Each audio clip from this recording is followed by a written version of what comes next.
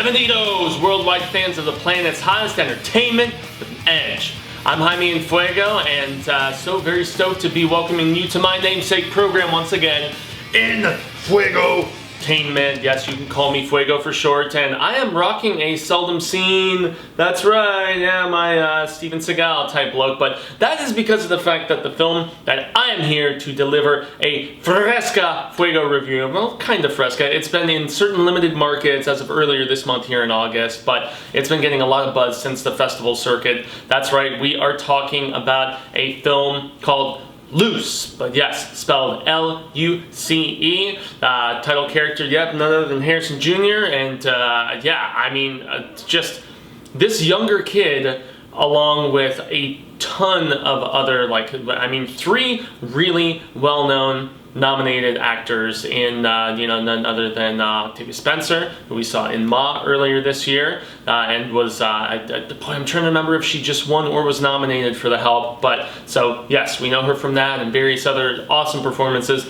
Then we have Naomi Watts, who, I mean, between, she is of the, of like one of the highest echelons, whether it's 21 Grams, whether it's Mulholland Drive. I mean, she has always brought it and always impressed me. Tim Roth, I mean, it doesn't matter if it's Pulp Fiction or one of my favorite episodes of Tales from the Crypt called, oh boy, Ice Will Kill Ya, if I remember correctly, where he's this artist and he starts, you know, killing for inspiration with his paintings and stuff. I mean, Tim Roth is even one of the better parts as the villain in Planet of the Apes, Tim Burton's one, even if it's not very celebrated or anything. But long story short, this quartet of actors come together for this film, which was initially a stage play, but then it just kind of was adapted, beefed up, added some additional characters and stuff. And the reason for the hair still being back is because this is a film very much about facades, maintaining impressions, reinvention. It is a very layered and very deep, intriguing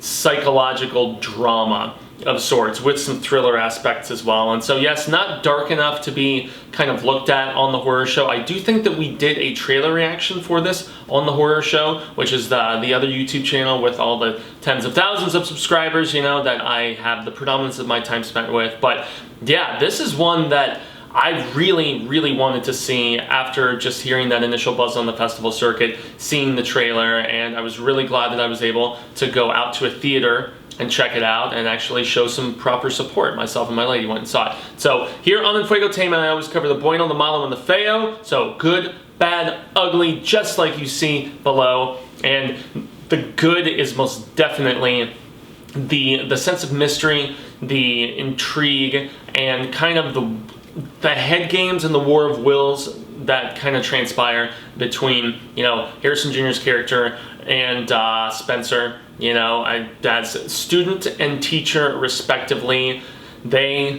It's just fascinating, and yet even if it isn't really in every aspect something that I have proper perspective on, I mean, being a, you know, white male here in America, unfortunately, yeah, kind of public enemy number one to some degree, because of the fact that so many in my gender and you know, racial demographic have given the most horrible reputation. And so it's something that, you know, kind of is a battle that I have to go against, and you know, that's not trying to be like, oh, woe is me. No, that's actually just despicable for the fact that, you know, impressions of, you know, that particular sector, they don't deserve as much respect a lot of the time, and that may not be a very popular opinion for me to utter, but I think when there's just so much damage that's been done. Anyway, this is a film that is very compellingly told about a young boy that is just taken from a war-torn area of Africa when he's 10 years old, and his parents couldn't, you know, pronounce his name, and so they renamed him Luce, L-U-C-E, and it's, you know, it's just very interesting in all of these different layers that we explore, because of the fact that we explore different sort of prejudices within your own race, between Spencer's character and Harrison Jr.'s character. We experience just the clouded, delusional aspects of white privilege, and just the, you know, hey, we're just swooping in to be the saviors for this character, and that's, you know, kind of the perspective that we get from Roth and from, you know, Naomi Watts' character, because they are this couple that decided not to have children of their own, and they decided to just adopt in this situation instead. And it becomes very apparent that that's because of the type of work that Naomi Watts' character was doing. And Roth and her have some friction within the marriage because of this decision that she was so adamant about. It doesn't mean that Roth isn't fulfilled, but there's definitely a divide between the two, and so there's that separate thing going on. There is the distrust between teacher and student that is going on that I mentioned, with Spencer and Harrison Jr. And so, I mean, really the setup is the fact that, the kid has gone from, tons of therapy, sleeping under his bed, just not being, like, taking his goldfish and pulling it out of the, bowl and just throwing it across the room, all this craziness, and yet he's adapted.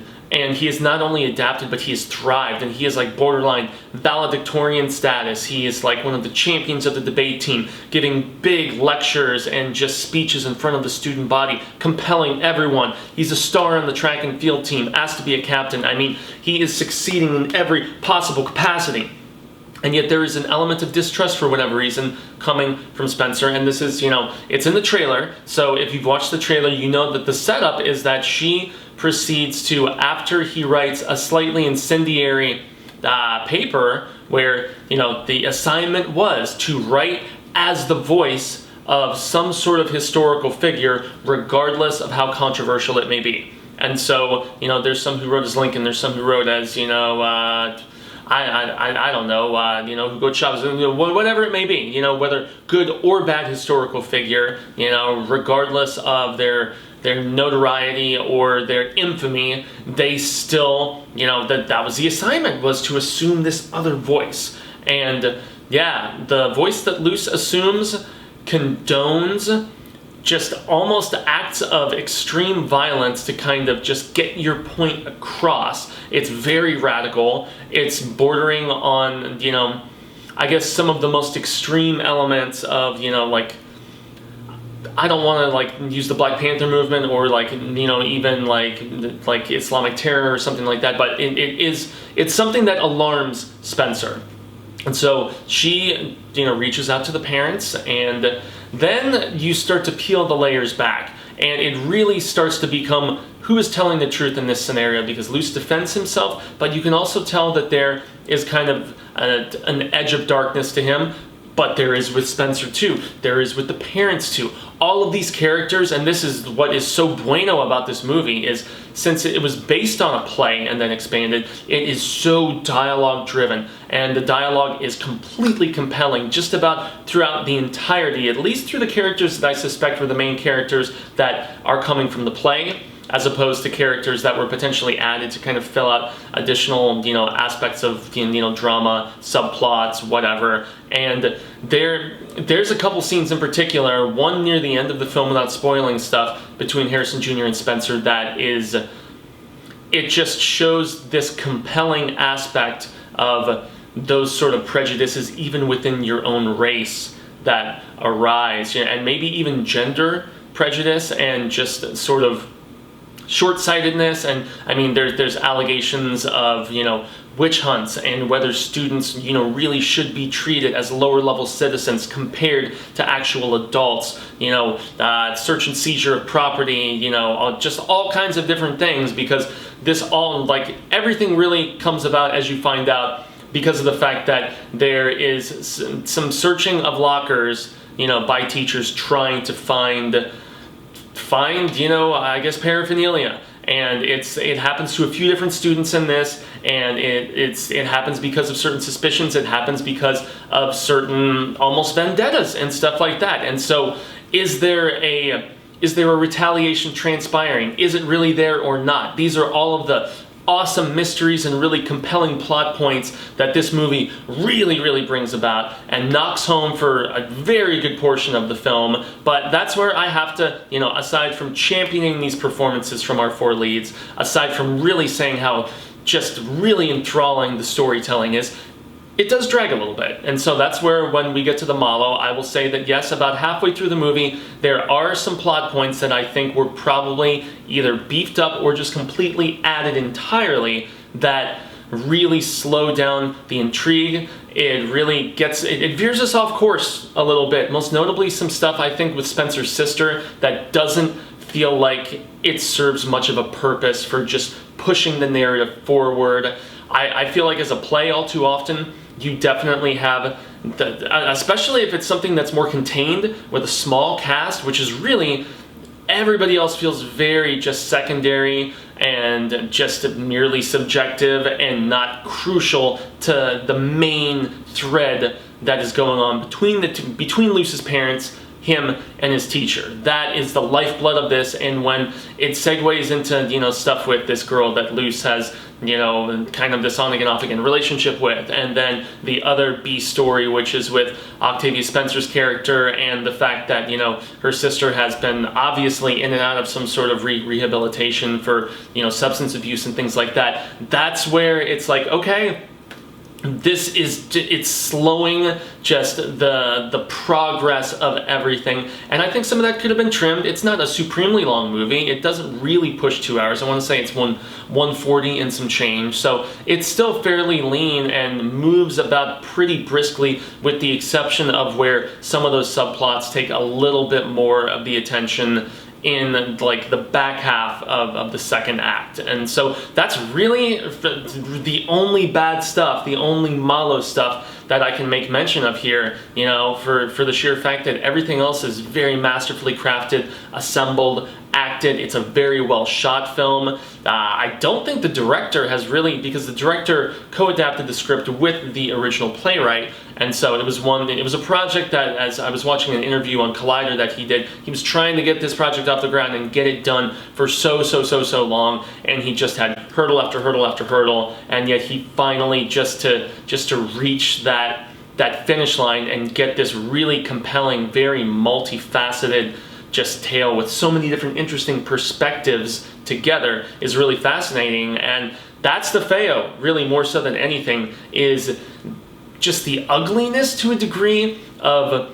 some of these preconceptions and some of these, I mean, just it's both a blessing and a curse in the fact that we can reinvent ourselves in America in the fashion in which that we can, because, you know, how many different people who were, and this is not a direct like correlation, but this is just the first example that comes to mind off my head.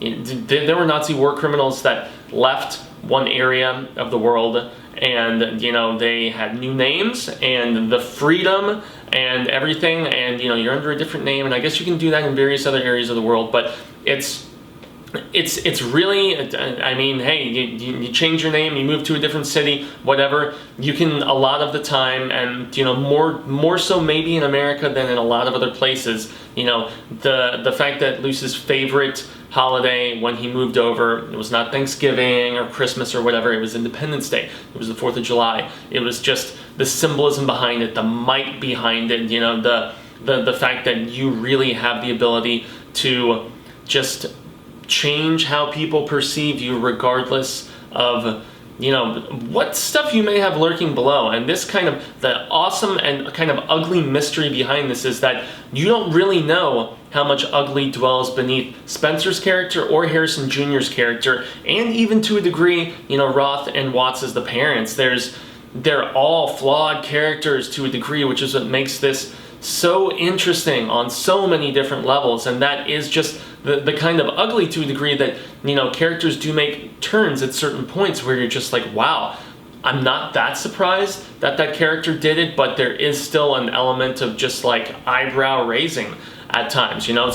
I mean, characters don't always do things out of character, but there's still choices made that really just, they dictate your attention. And also there's a 100% unnecessary ugly scene with Spencer's sister at the school, making a big scene. Didn't need to be in this movie. It really went for unnecessary shock value, and it didn't need to be in the movie.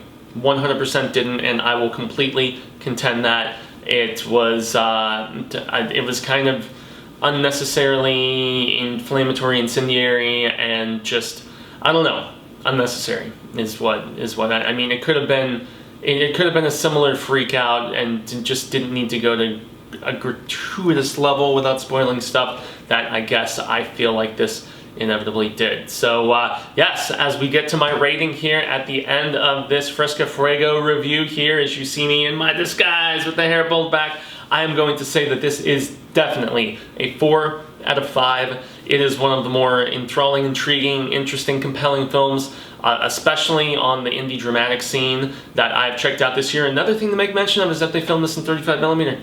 Pretty dope. I love when they go that old school route. It really just adds an additional sense of life and vibrance, especially to a story that is so just inherently hinged upon those sort of human interactions and stuff. And I remember watching it and I saw some of the graininess and I'm just thinking to myself, did they not film this on digital? And sure enough, when I looked at the fact that they didn't, I was just like, more power to you, man. But yeah, this is 4 out of 5 Fuego Fireballs, certified Fuego, as I like to describe it. And yes, I urge all of you, if you have the chance to see it in the theater. I saw it at AMC because they have this this special indie series spotlight of sorts that they do at some of their theaters here in Arizona, and I know they do it across the country as well. So if you get the chance to check out Luce, I definitely recommend it.